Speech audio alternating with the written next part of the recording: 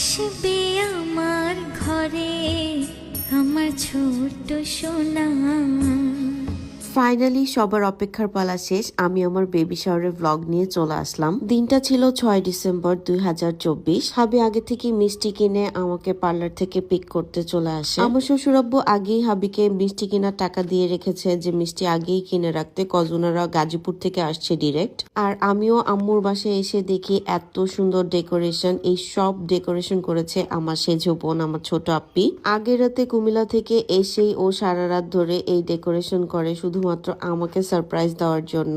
আমার শাশুড়ি আম্মুর অনেক ইচ্ছা ছিল যে গাজীপুরে আমার শ্বশুর বাড়িতেই প্রোগ্রামটা করা হবে, কিন্তু যেহেতু আমার জার্নি নিষেধ ছিল তাই আমার আম্মুর বাসাতেই আমার এই বেবি শাওয়ারের প্রোগ্রামটা করা হয়। আমার এই গর্জিয়াস মেকওভার করা হয় Sharmin Sonia's makeover and beauty salon থেকে।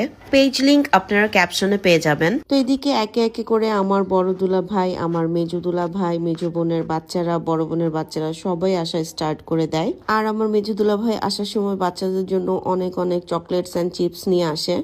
আর মাশাআল্লাহ, আমার ছোটাপ্পির কথা কি বলবো, ও নিজের হাতে এই সব পিঠা বানিয়ে নিয়ে আসছে। সো একে একে ও সবকিছু সাজাচ্ছিল যে আমার সামনে ডালাতে দিবে, তো পিঠাগুলো সাজিয়ে নিচ্ছিল। ইচ অ্যান্ড এভরিথিং আমার জন্য অনেক সারপ্রাইজিং ছিল, কজ আমার জানাই ছিল না যে ওরা আমার জন্য এগুলো কি প্ল্যান করছিল। নতুন ফ্যামিলি মেম্বার আসার খুশিতে আমাদের each and every family member এত বেশি খুশি, যেটা ক্যামেরাতে দেখি আপনারা বুঝতে পারছেন। ছোটপি আবার অনেক মজার কেক বানায়, যারা ছোটাপ্পির হাতের কেক খেয়েছে তারাও বলতে পারবে।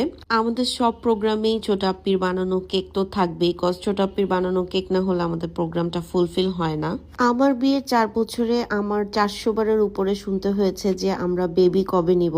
অ্যাকচুয়ালি এই প্রশ্নের সম্মুখীন মনে হয় মোটামুটি সব মেয়েদেরই হতে হয়। বিয়ের আগে একরকম কোশ্চেন থাকে যে বিয়ে কবে করব, আর বিয়ে হয়ে যাওয়ার পরে কোশ্চেন হয়ে যায় যে বাচ্চা কবে নিব, আর প্রথম বাচ্চা হয়ে যাওয়ার পর হচ্ছে সেকেন্ড বেবি কবে প্ল্যান করছি। তো এমন এমন প্রশ্ন করা মানুষের অভাব নেই আমাদের সোসাইটিতে। আমি মনে করি যে প্রত্যেকটা জিনিসের এক একটা সময় থাকে যেটা আল্লাহ সেট করে রেখেছেন, যেটার উপর আমাদের কোনো হাত নেই। যখন যেটা আসার, যখন যেটা হবে সেটা হবে। কিন্তু এগুলো কোশ্চেন নিয়ে আমি একদমই বদার হতাম না। আমার গ্রাজুয়েশন শেষে আমি বিয়ে করি, আর বিয়েরও 4 বছর পরে আল্লাহ চেয়েছেন বলেই আমাদের নতুন মেহমান আসতে যাচ্ছে। সবাই আমাদের জন্য দোয়া করবেন যাতে একটা সুস্থ, নেক আর দীর্ঘ হায়াতের একটা সন্তান আমাদেরকে আল্লাহ দেন।